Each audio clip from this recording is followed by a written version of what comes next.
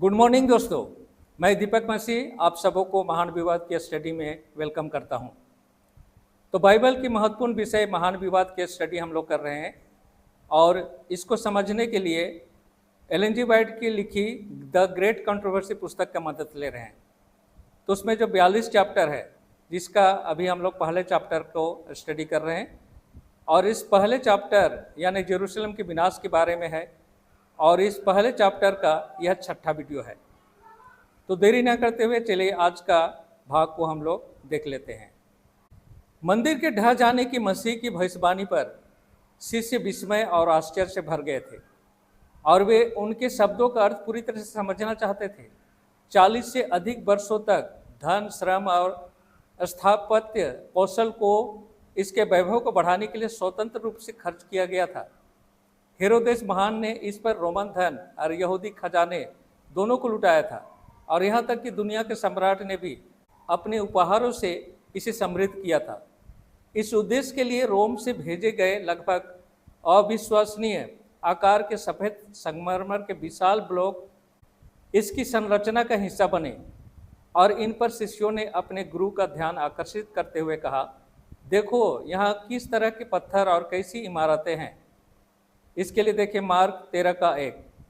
इन शब्दों पर यीशु ने गंभीर और चौंकाने वाले उत्तर दिया, मैं तुमसे सच कहता हूँ, यहाँ एक पत्थर पर दूसरा पत्थर नहीं छोड़ा जाएगा जिसे गिराया ना जाए। देखे मत्ती 24:2। जेरूशलेम के विनाश के साथ शिष्यों ने मसीह के व्यक्तिगत आगमन की घटनाओं को लौकिक महिमा में सार्वभौमिक साम्राज्य के सिंहासन को लेने, पश्चाताप न करने वाले यहूदियों को दंडित करने और राष्ट्र से रोमन जुए को तोड़ने के लिए जोड़ा।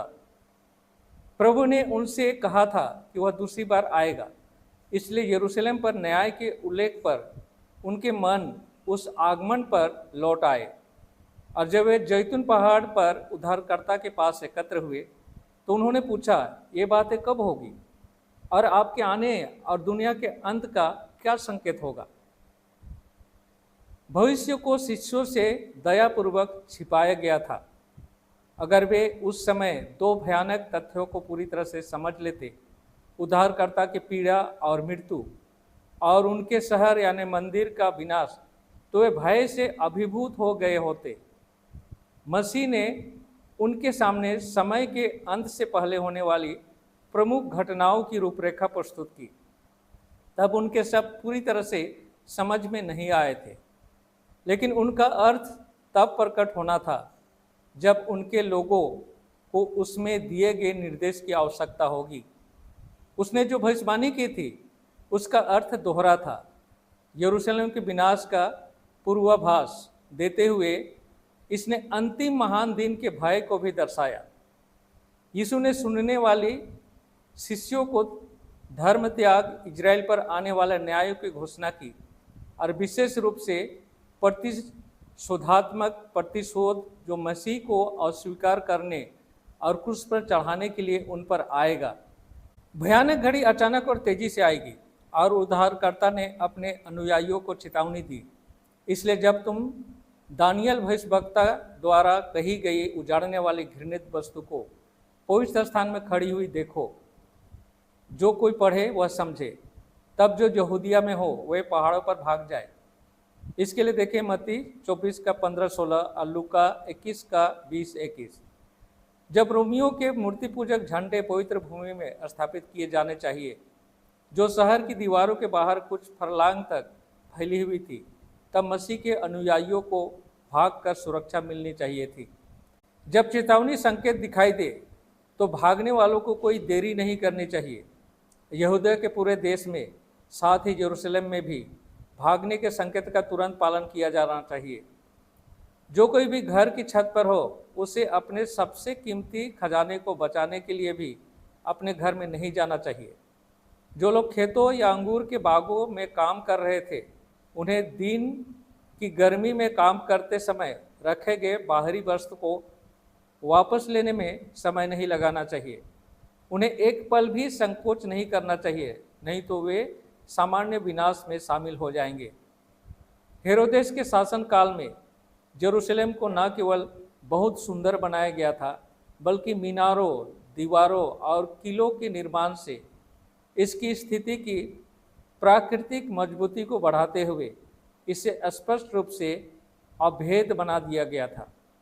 जो कोई भी इस समय सार्वजनिक रूप से इसके विनाश की भविष्यवाणी करता, उसे अपने दिनों में नूह की तरह एक पागल, भय फैलाने वाला कहा जाता। लेकिन मसीह ने कहा था, स्वर्ग और पृथ्वी टल जाएंगे परंतु मेरे शब्द नहीं टलेंगे। देखें मत्ती 24:35। उसके पापों के कारण यरूशलेम के विरुद्ध क्रोध की निंदा की गई थी और उसके जिद्दी अविश्वास ने उसके विनाश को निश्चित कर दिया था। प्रभु ने भविष्यवक्ता मीका द्वारा घोषणा की थी, हे याकूब के घराने के प्रधानों और इजराइल के घराने के हाकिमों, मैं तुमसे प्रार्थना करता हूँ, यह सुनो, जो न्याय से घृणा करते हैं और सब न्याय को बिगाड़ते हैं, वे सियोन को खून से और यरूशलेम को अधर्म से बनाते हैं, उसके मुखिया इनाम के लिए न्याय करते हैं और उसके पुजारी मजदूरी के लिए शिक्षा देते हैं और उसके भविष्यवक्ता पैसे के लिए भविष्यवाणी करते हैं। फिर भी वे यहोवा पर भरोसा रखते हैं और कहते हैं, क्या यहोवा हमारे बीच नहीं है? हम पर कोई नहीं आ सकती। इसके लिए देखें मीका 3:9-11। तो दोस्तों, यरूशलेम के विनाश के बारे में यीशु का जो भविष्यवाणी था उस समय समझा नहीं गया। तो आज का भाग हम लोग यहीं पर समाप्त करते हैं। मैं अगले भाग में फिर से मिलूँगा और हम लोग देखेंगे इसके अगले पार्ट में और क्या रहस्य खोला गया है। तो मिलता हूँ अगले वीडियो में। तब तक परमेश्वर के आशीषों का आनंद उठाइए। परमेश्वर आप लोगों के साथ हो। आमीन।